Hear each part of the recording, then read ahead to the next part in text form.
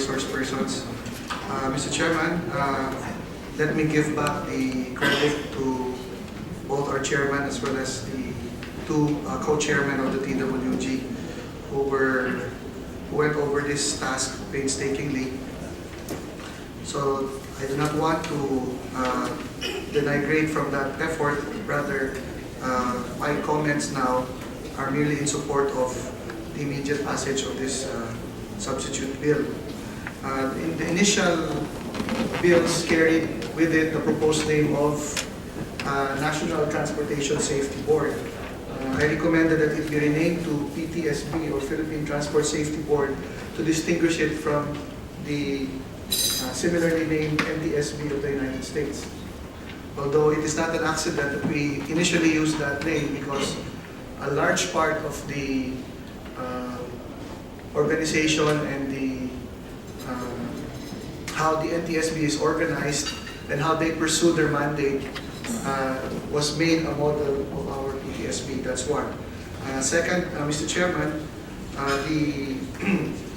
there was a material discussion with regard to where the agency, or the board rather, should be placed under, as either as an attached agency or what have you. The emerging consensus was that the PTSB was envisioned to be a non-rulemaking, non-regulatory body. Therefore, it should remain as an independent agency because the regulatory powers are vested in the DOTC as well as its attached agencies and bureaus. As well pointed out by Chairman Sarmiento, it presents already a clear conflict of interest kung ang isang investigating body ay napapaloob pa rin ho doon sa rulemaking and regulatory department. What has not been addressed lang po is for purposes of policy supervision, kung hindi siya ilalagay under DOTC, where should it fall under? There is a publication from the Department of Budget and Management from way back 1995, which states that a board should be attached to a department. This recommendation, notwithstanding, Mr. Chairman, it is the contention of this representation that it should not be attached to the DOTC, but rather it remain as a board, but for necessary policy supervision, it be attached under the Office of the President, which is how it functions in the NTSB in the United States. But, Mr. Chairman, considering that this is a new agency, allow me to state further the basis of this argument based on another jurisdiction, which is the U.S. And through the passage of a bill in 1974, the U.S. Congress re-established, initially po, it was under the DOT, the U.S. Department of Transportation. But in a final act in 1974, the U.S. Congress re-established the NTSB as a completely separate entity outside the Department of Transportation, reasoning that no federal agency can properly perform such investigatory functions unless it is totally separate and independent from any other agency of the United States.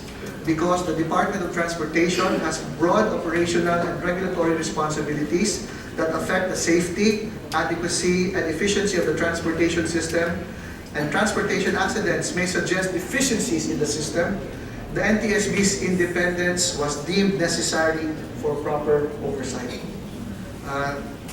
Such reading, Mr. Chairman, only serves to highlight why the PTSB should not be under any department. But for purposes of policy supervision, we may recommend that it be put under the Office of the President, where the bill is silent on it right now. Next, Mr. Chairman, my succeeding inputs will be just matters of minor amendments, of course, subject to style.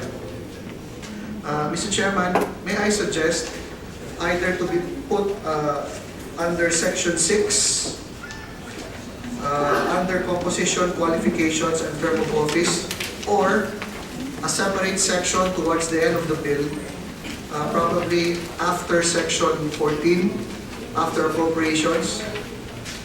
Mr. Chairman, I am very mindful of the statement of our PWG chairman that, God forbid, there is just another accident waiting to happen. Mr. Chairman, once we pass this into law, the PTSB will take on the job of the primary investigating agency of government. Therefore, it necessitates the issuance of at least 2 documents. One, Mr. Chairman, is its organizational manual. There's already a proposed organization stated in the bill. However, this must be given form and substance in a succeeding organizational manual. Second, Mr. Chairman, because this is primarily an investigating body and this is new, we must therefore make sure that in the law there be a sense of urgency in the formulation of an accident investigation manual. We must prescribe the period from which both organizational manual as well as the accident investigation manual shall be formulated by the newly created PTSB. If I may suggest, Mr. Chairman, the organizational manual be issued within a period of 90 days and the accident investigation manual be issued anywhere between, from 120 to 180 days upon the approval of the law. It has not yet been tackled in this bill, Mr. Chairman, therefore I am proposing such. Where it shall be inserted, Mr. Chairman, I will leave to the wisdom of the committee. Although I can suggest that for the accident investigation manual, it be put under Section 10 rather, under the duties of the board, paragraph letter F, as suggested by PWG Chairman Brian Teves, Mr. Chairman. Also, Mr. Chairman, may I just propose as a matter of style that the section under Section 6, page 6, line number 1, Mr. Chairman, to read as follows: the board shall establish and maintain distinct and appropriately staffed, hyphenated, appropriately staffed bureaus, Mr. Chairman, subject to style. As well as under Section 11, Mr. Chairman, powers of the board, paragraph C, line 24, the board or any officer or duly designated employee thereof, comma, yes, Section 11. The opening line will read, Mr. Chairman, the board shall have the following powers, paragraph A, B, C. In case of contumacy or refusal to obey a subpoena, an order or inspection notice of the board or any officer or duly designated employee thereof, any person who resides, is found, or transacts business within the jurisdiction of the Philippines may be cited for contempt, thereby removing the word by, Mr. Chairman. For now, Mr. Chairman, those are the submissions of this representation for the consideration of the committee. Thank you, Mr. Chairman. Any comments or objections on the changes stated by Congressman Ashley Asedillo? Yes, Congressman Manalo. The points raised by Congressman Asedillo are very well placed, Mr. Chairman.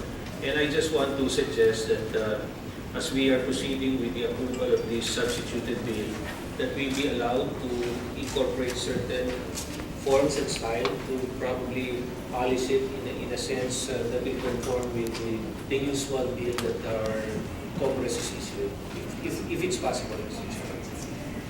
It is anyway, as a general rule, all the bills going to be passed by the committees would be subject to form and style. Any other comments? Part of the comment, Mr. Chairman, as to the style is really to determine the provisions to allow the board to be given as a policy-making body rather than an executive.